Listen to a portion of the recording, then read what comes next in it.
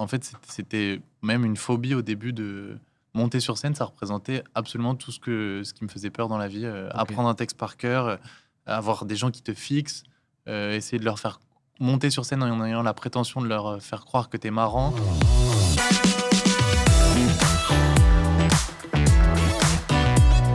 Juste à côté de moi, c'est la première fois qu'il vient nous voir et je suis très très content. C'est Paul Mirabel qu'on a, on peut applaudir quand même. Comment ça va, Paul? Bah ça va et vous? Bah écoute, très très bien. On s'était capté une fois.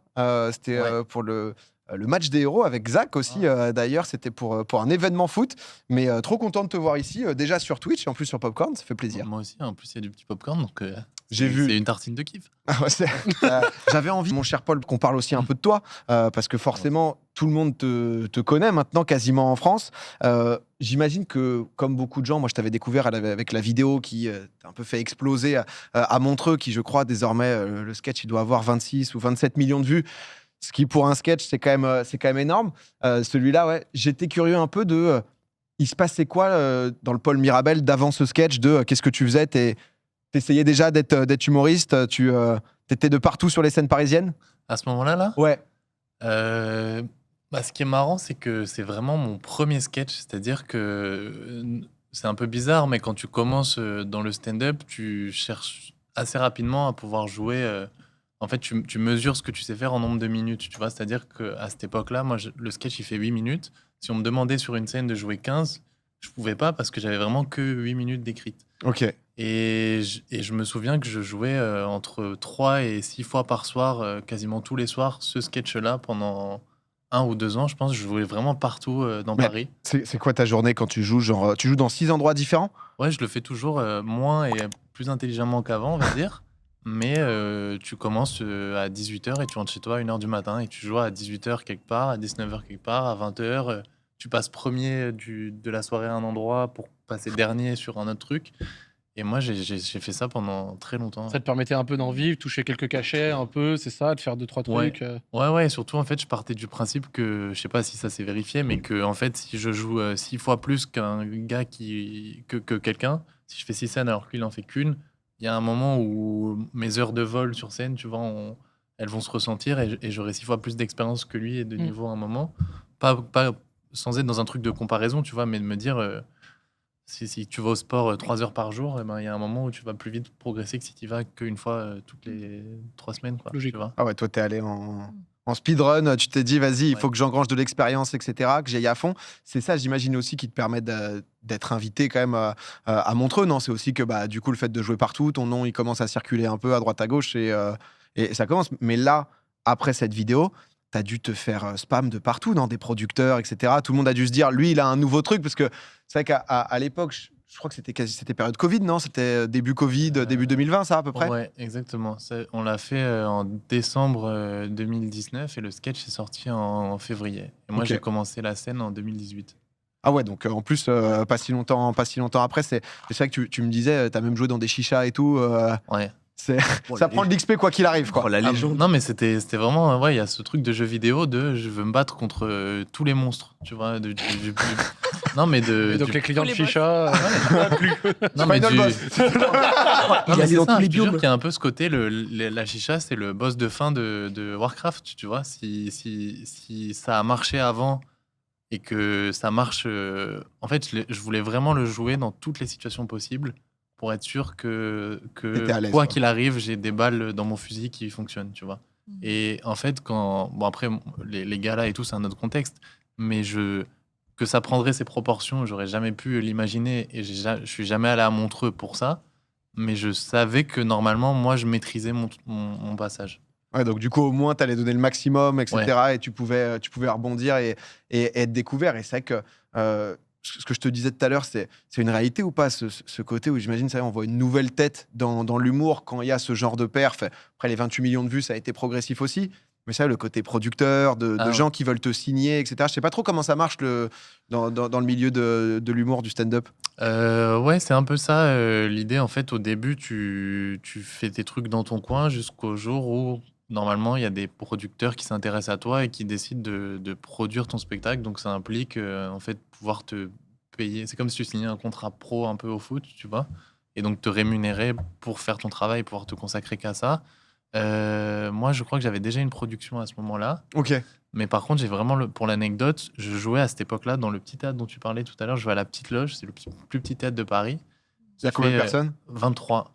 Ok. C'est C'est une- c'est c'est une- 16 mètres carrés. c'est 16 Ok, mètres d'accord. carrés. Et donc, il n'y a pas de loge. T'attends quand il fait. En fait, la loge, c'est le local poubelle de l'immeuble. Ok. T'attends ton tour pour passer. Ouais, en fait, moi, j'ai vraiment, je te jure, mais c'était il y a 4 ans. J'attendais. Imagine un local poubelle d'un immeuble et t'as une petite porte quelque part. Et quand tu ouvres la porte, tu rentres sur scène. Et Bonjour donc, tout le monde. Moi, ça m'est déjà arrivé en hiver d'attendre en t-shirt sous 0 degré pendant 15 minutes que les gens s'installent, d'avoir un mec qui jette ses poubelles et après de rentrer faire mon spectacle. Bonjour, bonjour. Et à ce moment-là, je me rappelle, donc la vidéo, Montreux, les sketchs sortent le mercredi. Moi, je partais au théâtre, je marchais 1 heure pour y aller parce que c'était la grève des transports. Je pars de chez moi genre à 17h et la vidéo sort à 18h. Et quand j'arrive, que je me connecte, je crois, sur Instagram, j'avais genre pris peut-être 50 000 personnes en 1 heure, tu vois. Ah ouais, donc quand même dès le début, ça a été une Ouais, dinguerie, ouais. quoi. Et je crois que ça a fait 1 million de vues en une journée ou un truc comme ça. Et c'est vrai que j'ai un peu senti la différence. C'est à partir de ce moment-là que les gens ont commencé à un peu me reconnaître dans la rue et tout, ce qui est forcément un peu bizarre au début, quoi. Ah ouais, tu m'étonnes, mais c'est vrai que côté très soudain, bon après il y a eu le Covid et tout, donc en plus ça a dû un peu stopper. Mais en tout cas, quand il y a eu ça, toi, comme tu étais déjà en production et tout, t'étais pas non plus sous pression pour sortir à tout prix un spectacle rapidement et tout. Parce que là à ce moment, tu as 8 minutes de spectacle, quoi, en fait. Bah, ce qui est un peu dur, c'est que, en fait, je sais pas comment dire, mais vu que ce sketch était très efficace et que je l'avais bien bossé, le reste n'était pas au niveau. Ok. Donc en fait, je pouvais tenir un peu plus longtemps, mais c'était vraiment du blablatage et c'était pas aussi marrant entre guillemets que ça et aussi Ouais, efficace. t'envoyais un 8 premières Voilà, minutes ça. qui tabassait et ensuite ça. C'est comme un Ça album, meublait. tu vois, c'est comme si j'avais une chanson très forte et le reste qui était pas bien. Et donc tout le travail, ça a été de rééquilibrer. D'ailleurs, j'ai enlevé ce sketch du spectacle, j'ai gardé qu'un petit bout, parce qu'à un moment, les gens l'avaient trop vu. Ouais. Et donc en fait, les gens finissaient les blagues à ma place, etc. Mais donc ça m'a un peu mis la pression de me dire, ok, il y a eu la petite étincelle, mais là, Ouais. il faut... T'es attendu sur Faut le pas que reste, je sois un quoi. one hit wonder, Ouais. quoi. Genre, je suis Ouais. connu pour ces 4 Voilà. phrases, là, le Salam Royal et machin, et Ouais, puis ouais. rien d'autre, quoi. Exactement, ouais. Et ça m'a mis un peu la pression, mais c'était positif. Parce que du coup, le spectacle Zèbre, là, t'as fini depuis 2020, enfin 2021, ça a été le début du spectacle. Je crois qu'on m'a dit donc sold out toutes les dates. Sans jamais louper, en fait, c'est sold out à chaque fois. 250 000 tickets quand même au total de la tournée. Oui. Ouais. C'est quand même c'est costaud. Là, du coup, comme je disais, c'est terminé avec Zèbre. T'attaques quelque chose de nouveau. T'as annoncé donc du coup nouveau spectacle qui va démarrer, je crois, le 19 septembre 2024 par Amour. Ouais. Comment ça se passe, justement, ce truc de transition où voilà, tu me le disais, tu as eu ton 8 minutes, tu as fait ton spectacle, tu as pris le temps, etc., pour sortir un truc de qualité. Là, tu as envoyé, tu es vu comme l'humoriste en vogue, etc., le mec un peu numéro 1. Comment tu te dis, j'imagine un peu en parallèle avec la musique, quoi, comme quelqu'un qui a sorti un album de fou, cette pression du deuxième spectacle de se dire, faut encore que je sois au niveau. Comment tu l'as attaqué, cet album, pardon, ce spectacle? C'est mignon. Mais avec Drake, ce ce, soir. ce petit EP, là. En fait, si tu veux, ça. J'imagine que c'est dans chaque métier, il y a un peu ça, mais à chaque fois, il y a eu des étapes où j'avais l'impression que j'avais l'impression de jamais pouvoir franchir. Et en fait, à chaque fois, avec du travail, je m'en suis sorti, tu vois. Par exemple, je sais pas, ça me fait penser, quand j'étais en CM1, je me disais, le CM2, ça a l'air d'être un truc de ouf. Et en fait, tout le monde passe par le CM2 et on s'en sort tous, tu vois. Il y avait un peu ce truc-là de me dire, j'ai 5 minutes, je vais jamais arriver à en faire 15, j'en ai 15, je vais jamais arriver à en faire 30. J'ai un spectacle qui marche à Paris, je vais jamais arriver à le jouer correctement à Marseille. Et au final, à chaque fois, il y a eu, enfin, j'ai l'impression d'avoir passé les différentes étapes en m'en sortant correctement. Et donc là, l'étape du deuxième spectacle, ouais, ça a été le fruit de, comment dire, en fait, je voulais pas faire un spectacle 1 bis, il fallait vraiment que j'ai des nouveaux trucs à raconter. Et je sens que vraiment ce chemin s'est fait naturellement. Sur la fin du premier spectacle, j'avais déjà envie de raconter d'autres trucs. Ok, ouais, t'étais déjà dans une lancée, quoi. Ouais, et par exemple, pour te donner l'anecdote aussi, j'ai fini mon spectacle au Grand Rex. On a joué du lundi au samedi là-bas. Donc j'ai fait genre, ça fait 6 Grands Rex à la suite. Et le lundi, j'étais déjà en plateau pour tester des nouveaux trucs pour le prochain. Ok, ouais, Donc donc j'ai pas t'étais trop vraiment eu. dans une lancée, etc. Ouais. Mais justement, ça va un peu dans la suite de ma question. On en parlait un peu tout à l'heure, juste avant l'émission. Et quand tu es un humoriste, genre un peu plus confirmé, maintenant que tu as fait tes premières dates, que ça s'est bien vendu, etc., est-ce que tu fais encore un peu de la scène comme au début? Peut-être un peu moins de 6 dates par soir, mais est-ce que chaque semaine, tu es là, tu commences déjà à tester des petits trucs pour ton futur spectacle et tout? Ça se passe comment, ça? Euh, alors, il y a plusieurs. Chacun a sa méthode. Tu Mhm. vois, tu as des gens qui écrivent un spectacle d'un coup et qui vont le tester en scène ouverte. Tu as des gens qui trouvent des idées sur scène. Moi, je joue quasiment tous les soirs. Je joue moins parce que c'est vrai que 6 fois, c'est fatigant. Mais je crois que je joue plus intelligemment, dans le sens où j'ai besoin que de 1 ou 2 passages pour savoir si un truc est marrant ou pas. Les chroniques, ça m'a aidé à écrire plus vite et mieux, j'ai l'impression aussi. Donc en fait, je mets moins de temps pour produire le même truc, tu vois. Mais ouais, c'est comme je le vois un peu comme la salle de sport en fait, tu vois, ou comme du foot, hein, les petites scènes c'est l'entraînement et mon spectacle c'est le match. Et donc là, toutes ces petites scènes me servent à être prêt le jour où les gens paient 40 euros. Mais c'est vrai que le côté chronique sur France Inter, etc., c'est vrai que ça doit habituer aussi à une. Ouais, T'es obligé de délivrer, quoi. T'es obligé d'y exactement. aller un peu à l'actualité, etc., où t'as pas le choix, et si t'as rien, bon, bah, faut quand même avoir, quoi. Donc, Ah ouais, ouais. tu fais tous les combien, France Inter? Je faisais 1 fois par semaine, j'ai fait 1 fois par semaine pendant 3 ans Ah ouais. Oh oui. et ouais, et j'étais en tournée en même temps, donc il y a vraiment des semaines où ce qui s'était passé, c'est j'ai pris 4 trains et j'ai dormi dans 4 hôtels, tu vois, mais j'avais absolument rien fait d'autre que ça. Et là, je suis à 1 fois tous les 15 jours à peu près. Ok, ouais, pour histoire de se laisser un peu plus de temps. Je voyais pas mal de messages dans le chat qui demandaient si t'avais pas peur parfois potentiellement de pouvoir peut-être t'enfermer dans un personnage. C'est vrai que j'imagine le nombre de gens qui ont dû venir te voir dans la rue en mode salam les Roya Ouais.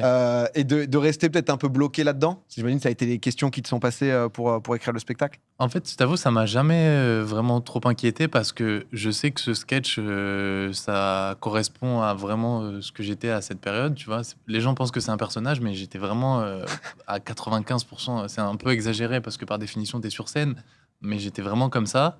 Et là, j'ai l'impression, même si c'est dur d'avoir du recul sur son travail, mais que ce que je fais en ce moment, c'est.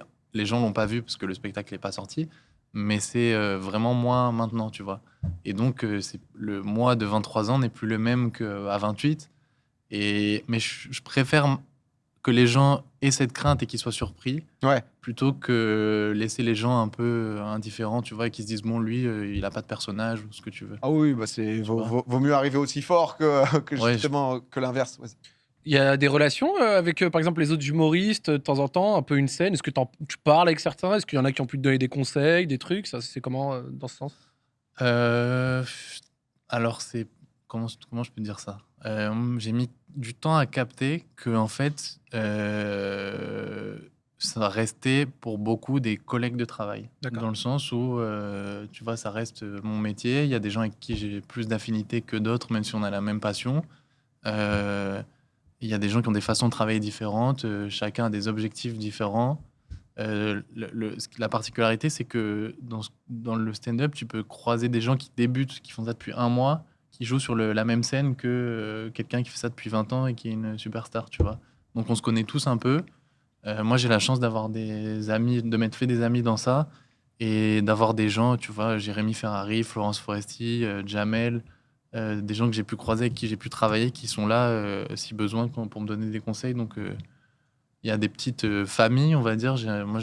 Ouais, des liens Ah, proches, quoi. ouais, ouais, Vraiment. j'ai la chance d'avoir des liens privilégiés avec des gens bienveillants et cool. Donc, Trop bien, non, mais en tout cas, ouais, t'as annoncé il y a quelques jours par amour, du coup, à partir du 19 septembre 2024, au Théâtre des Vérités, des dates jusqu'à avril 2026, parce que c'est vrai ouais, que quand il y a les tournées, mais j'ai vu qu'il y a déjà en 2025, c'est déjà sold out dans plein de villes et tout. ouais. C'est vrai que ça doit faire plaisir, quand même, le moment où tu sors, tu vois, ok, Marseille, c'est bon, Lille, c'est bon, jusqu'à potentiellement, genre, 2 ans plus tard, c'est GTA. C'est un peu le même délire. Excusez-moi, monsieur Oui. Ryan de Paris, j'ai une Bonsoir. question. Moi, il y a un truc qui me fascine de fou dans les gens qui sont dans le milieu du spectacle, etc. C'est l'état mental et l'état de stress que tu dois forcément devoir passer et tu dois forcément réussir à être à l'aise. Mais sauf qu'être à l'aise au début, je pense que c'est beaucoup plus Ouais. dur qu'être à l'aise à la fin. Et c'était quoi l'état mental et l'état d'esprit dans lequel tu étais lorsque tu arrives à Montreux? Est-ce que dans ton esprit, tu étais en mode j'ai joué mon karaté des milliards de fois, c'est carré? Ou est-ce que tu étais quand même pétri de stress, même si ça se voit pas sur la vidéo? Moi, je suis très stressé avant. Enfin, comment dire? Maintenant, c'est de la bonne pression. C'est-à-dire que maintenant, j'ai hâte, tu vois, d'aller sur le ring et de délivrer mon truc. Mais au début, je me suis mis dans des états. Les gens me disaient, mais pourquoi tu fais ça en fait? Tu vois, je me revois vraiment. En fait, c'était même une phobie au début de monter sur scène. Ça représentait absolument tout ce qui me faisait peur dans la vie. Apprendre un texte par cœur, avoir des gens qui te fixent, essayer de leur faire monter sur scène en ayant la prétention de leur faire croire que t'es marrant. Et surtout au début, tu joues devant 4-5 personnes, tu vois, donc tu vois vraiment les gens. Quand tu joues, les gens pensent que c'est plus dur des grandes salles. En fait, c'est beaucoup plus simple. Parce que si sur 2000 personnes, t'en as 1000 qui rient, ça fait une moitié de salle, ça fait quand même du bruit, alors que factuellement, il n'y a qu'une personne sur deux qui rigole. Par contre, sur 10 personnes qui te fixent, si t'en as que 5 qui rigolent, tu les vois, et c'est beaucoup plus compliqué, tu vois. Donc, moi, je suis toujours stressé, mais maintenant, je gère un peu mieux le truc. Et qu'est-ce qui a fait que t'as jamais abandonné, vu que t'avais cette phobie de monter sur scène? C'était vraiment la passion de faire rire les gens, t'avais que ça qui t'accrochait? Parce que c'est ouf si c'était quelque chose de phobique pour toi, le fait que t'as réussi à garder ça. Je te jure, La salle de sport. Non, je crois Le qu'il y a eu- parallèle. je crois qu'il y a eu En fait, je me revois vraiment avec une petite voix intérieure qui me dit lâche pas, vas-y. Tu peux le faire, mec. Ouais, je te jure, il y avait vraiment un truc de presque un manga, tu vois. Ouais. Je sais pas d'où venait cette motivation, mais c'est vrai qu'il y a des moments où tu te dis, tu vois, quand je faisais 5-6 scènes par soir, je passais devant des bars je voyais que des gens de mon âge qui s'amusaient un samedi soir, et je me disais, mais pourquoi je suis pas là ou chez moi en train de jouer à GTA ou tu vois. Et j'étais sur mon vélo en train de me dire, ah là, je dois vraiment aller jouer 6 minutes à Aubervilliers devant 4 personnes payées en espèces ou pas payées du tout et tout. Et au final, je crois que c'est plein de petits efforts qui ont fait que un jour, tu as des récompenses comme Montreux, comme Marrakech du Rire, tu vois. Ouais, qui te permettent après de prendre du plaisir aussi et de te Ouais. dire, ok, maintenant, comme tu dis, t'as envie de monter sur le ring, quoi. Tu voulais dire un truc, Zach? Question un peu bête parce qu'on ne demande pas vraiment à un artiste si ça le saoule pas à force des concerts de jouer les mêmes titres, mais bon, je vais quand même la poser. Quand tu fais souvent le même spectacle, le même sketch et tout, etc., comme tu disais, des fois 5-6 par soir, ou alors pendant toute une tournée, où des fois ça s'enchaîne vraiment, t'arrives à mettre tout le temps le même cœur pour remonter, dire un truc que tu connais déjà par cœur, que tu dois réinterpréter, que tu dois réenvoyer. Il n'y a pas des moments où certains soirs... La petite difficulté, c'est que déjà, quand la première date du spectacle commence, en tout cas moi, comment je travaille, c'est des bouts que j'ai déjà bossé pendant longtemps avant, tu vois. Donc en fait, c'est même pas une vraie première. Moi, ce que j'essaie de faire, je me mets des petits enjeux que les gens voient pas chaque soir. Tu vois, je me dis, bon, bah là, tu rajoutes tel mot, là, tu joues de telle façon. Comme ça, j'ai l'impression que c'est une nouvelle à chaque fois. Ok. Et ça me l'a moins fait en tournée. La tournée, j'ai vraiment kiffé parce que c'est une nouvelle ville, un nouvel hôtel, une nouvelle salle chaque soir. Là où ça a été plus dur, c'est quand tu es en résidence à Paris et que tu joues 4 fois par semaine dans le même théâtre et que tu dois arriver à la même heure et tout. Ça, je l'ai un peu moins bien vécu, mais ça, je peux pas me plaindre, tu vois, de ce que je fais. Donc, c'est un peu plus dur, mais c'est pas non plus. Je me dis, ça doit pas être facile quand tu es en termes de confiance en soi, parce que tu disais, oui, les gens dans une grande salle, ils rient, mais quand tu testes parce que j'imagine quand tu es dans ta phase de test de passage de sketch, comment tu fais si les gens ne rient pas, quoi? Est-ce que tu adaptes après? Est-ce qu'au bout de 2-3 fois, tu te dis, ah mince, ça marche pas, faut que je change? Comment... Est-ce que ça t'est peut-être jamais arrivé? Peut-être que tout le monde rit à chaque fois? Non, mais j'ai l'impression que la différence entre... je sais pas, j'ai vraiment l'impression d'avoir passé un cap, en fait, au moment où tu sais que t'es pas marrant, mais tu le montres pas aux gens. Tu vois ce que je veux dire? C'est qu'une question de... En fait, Paraître de ce que tu revois, quoi. ouais, j'ai déjà vu des gars essayer des blagues qu'ils avaient écrites dans l'après-midi. C'était pas marrant, ils s'étaient trompés, ce qui arrive plus fréquemment que d'être marrant globalement. Et en fait, dans leur attitude corporelle, dans leur voix, etc., renvoyer le truc de, en fait, je sais complètement ce que je suis en train de faire et je suis pas du tout en train de prendre un bide. Et ça peut prendre... Moi, je crois que ça m'a pris genre 4 ans à comprendre ce truc, tu vois.